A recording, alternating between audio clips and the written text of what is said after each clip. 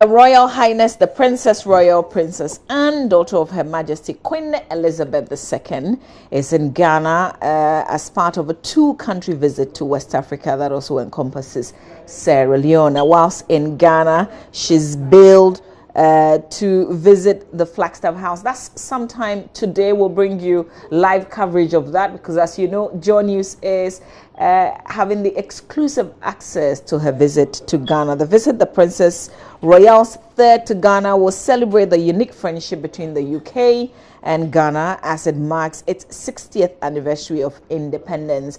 It will also reinforce the strength and depth of bilateral relations. So the Asantehene Otumfuo Osei II will also host her at the Royal Palace in Kumasi and host a reception with guests from different walks of Ghanaian society, including former President Kufuor. That's part of the activities that she'll be undertaking, but we'll bring you exclusive coverage of her activities whilst in Ghana right here on Joy News. And that begins with her visit to the Flagstaff House. Gifty Ando Apia and Maxwell Agbagba are on this beats, and we'll bring you all the live coverage and what she's been up to right here on Joy News. All right, we've got other conversations that we must have, before we wrap up the show. Yeah, so as we continue the discussions, please also know that there's a lot more for you in there as you get interactive on Facebook, Joy News on TV, and then also we have to think about how we can get interactive on many of the social network platforms. But please do stay with us because Princess Anne is one of the beautiful and notable ladies around the world, especially when we're talking about the British monarchy and how influential she has been in her charity work. Of course, it's not the first time she's been to Africa and this part of the world, but we have a lot more to be grateful for, making sure that we also impact based on our work on the lives of many people, not only children, but also women and other mothers. All right, stay with us. We'll be back.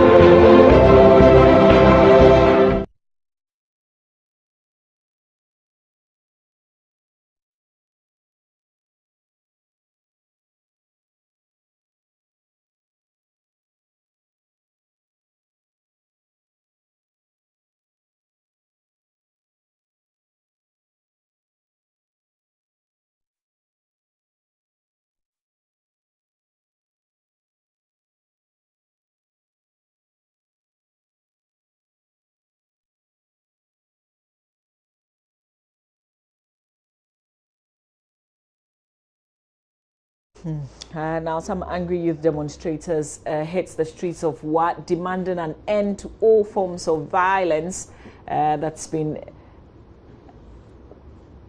Okay, so all forms of violence against residents of Wa. This follows a series of riots in the Upper West Regional Capital. The Interior Minister Ambrose Derry over the weekend called for calm, but the young men and women refused to heed to that call.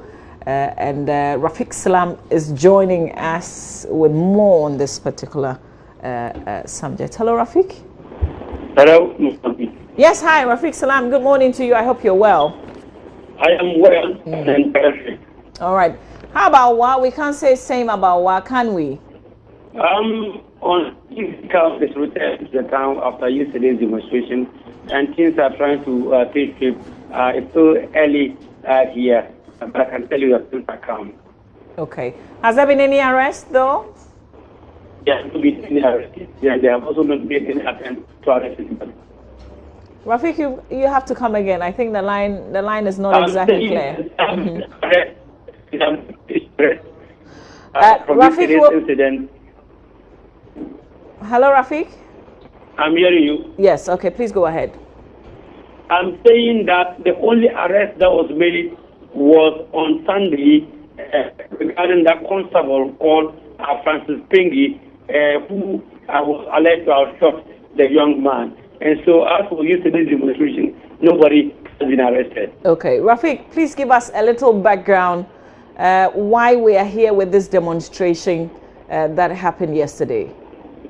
It started around 9 p.m. Last Saturday when a young man, 23 years of age, his name is Ali Rashid, he was riding as a pigeon rider, and they got to the arc of Tarso, about the very traffic light, and the first traffic light.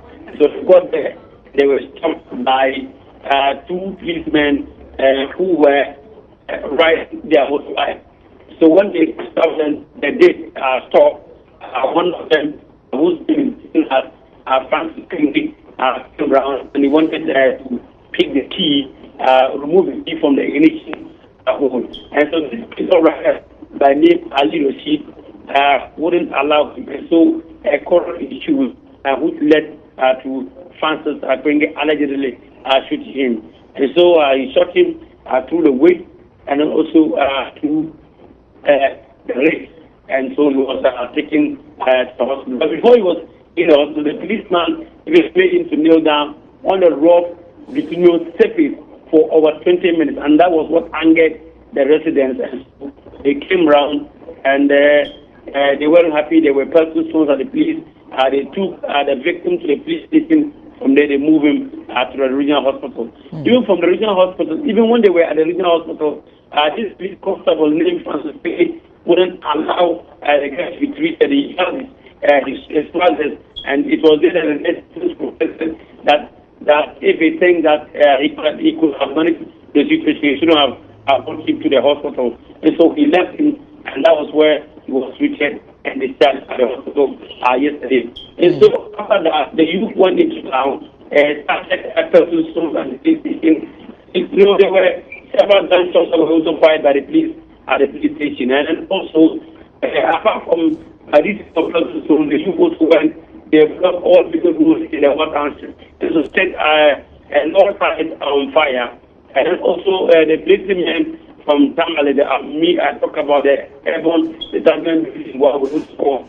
And then they also know and so they have their pickup, the windscreen, and also the passenger view side of the mirror also was smashed.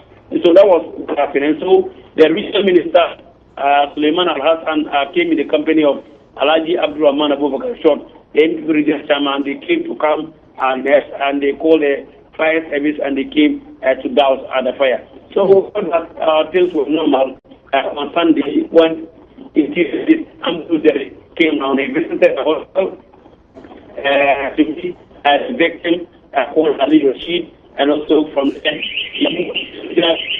president. There was a policeman who was also stationed at the Ghana Commission back on duty. His name is James Kumfa. He's actual corporal James Kumfa, and he was attacked and also wounds in the head. Hello, Rafiq? Hello? Okay, yeah, please go ahead. Rafiq, you were saying there was a policeman who was also attacked. Yes, there was a policeman. When the incident happened, and then the mob went into town, they were on the prowl looking for places where they could find this policeman to be. And so they go to the commercial land where this policeman was stationed on duty. His name is Corporal James Kumfa. They attacked him, they pelted him with stones, and then he had he had multiple wounds from his head. He had head injuries, and so he was also taken to the hospital and also treated in discharge. But he was discharged. He said he thought that he believed that he wasn't being there, so he had to move to the regional research residence, and that was where he came and he started at night. So his minister Andrew Gere also visited him and they assured him that they were going to investigate on the case. And so it ended there, and so we saw that come as returned to the municipality until Thursday in the afternoon.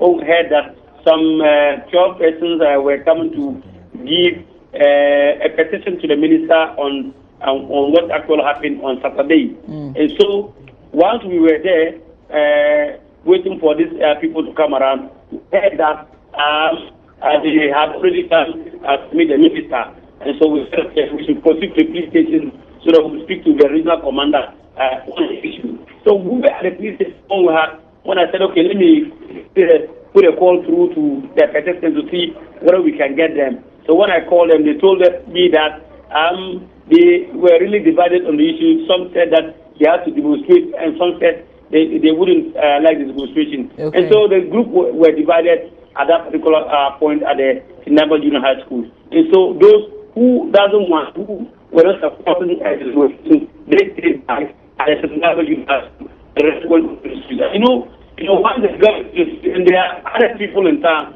who are really not happy about the performance of the police, so they also are joining. And so by the time they got to the forecourt of the regional coordinating council, it was massive. You can count hundreds of people at the forecourt. And so they wanted to enter the forecourt. They wanted to enter the regional coordinating council, the officers, and then the policeman wouldn't allow them to even pass the gate. And so there was a go between them and then also the police.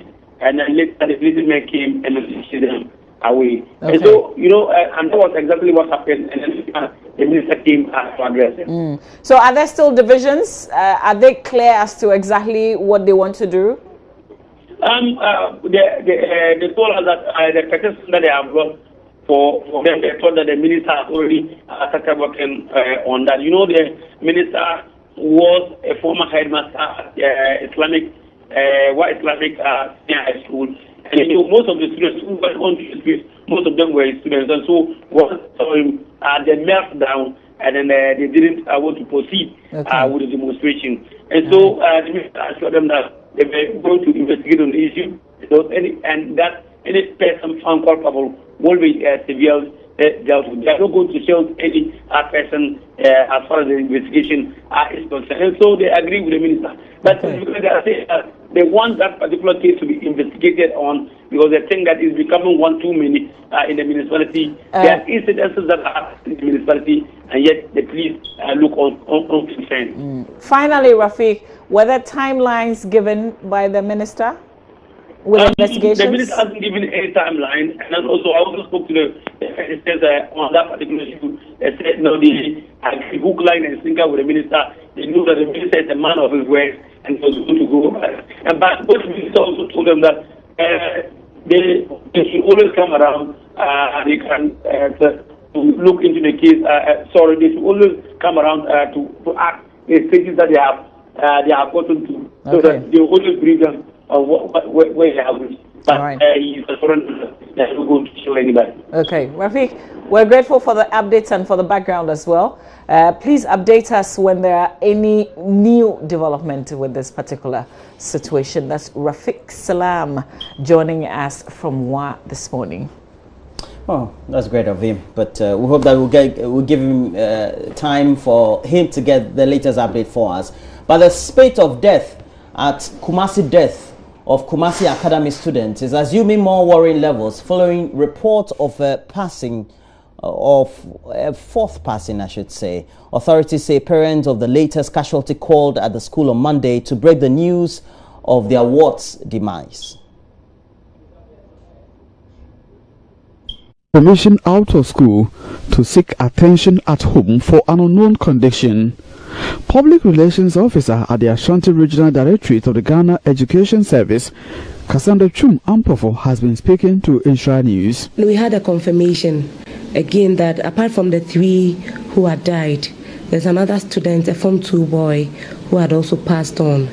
He, according to authorities, went to the house without exit on Thursday. He told his friends that he was going for his school fees, but he wasn't also owing. And they didn't hear of him until today, when the parents came to inform the school officially that their ward was dead. Students of Kumasi Academy went on rampage on Friday night to demand answers from authorities over the series of deaths. Authorities have allayed fears of suspected food poisoning, though they disclosed the students had complained of headache and severe pain. Insura News sources suggest all deceased, 3 of whom were in the 2nd year and other in 1st year, had been close associates on campus. Mrs. Chum Ampofo, however, indicates authorities are awaiting autopsy reports on them by Friday to be able to establish the real cause of death. 4 students within 3 weeks. It's very sad. But what we are also doing, we have our counselors on board. We have a medical team talking to them. We've been there. The SU has also taken up. We are praying. We are doing all our possible best to ensure that the students get rid of the fear. We have a correspondent from Kumasi on the line, and Prince Appiah is on. A very good morning to you, Prince. But speaking with the authorities at the teaching hospital, what have they been saying psychologically they are giving to the parents, especially who have gone through this process of having to lose their children at the school?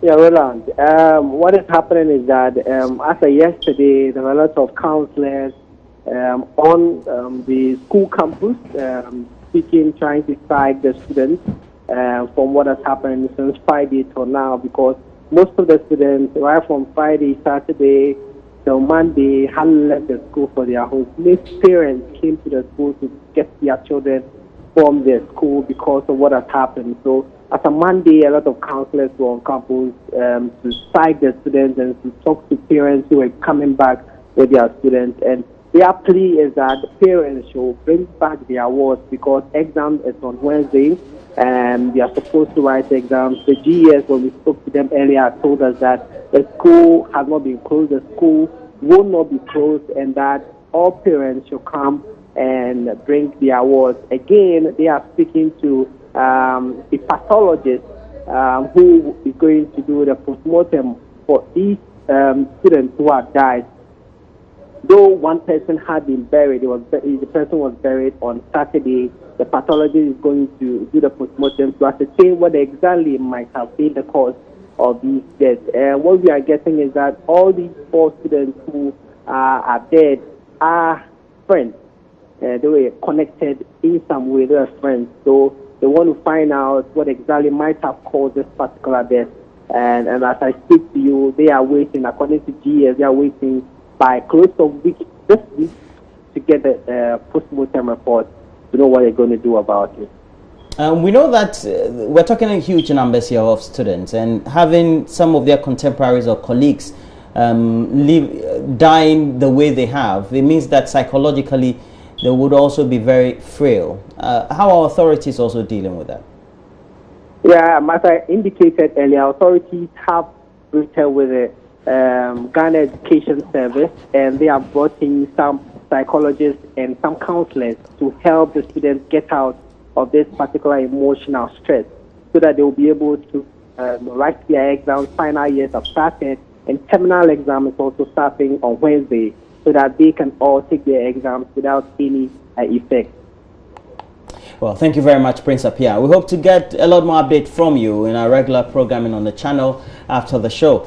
But that'll be it for the latest we have from Kumasi. I'm Amavi.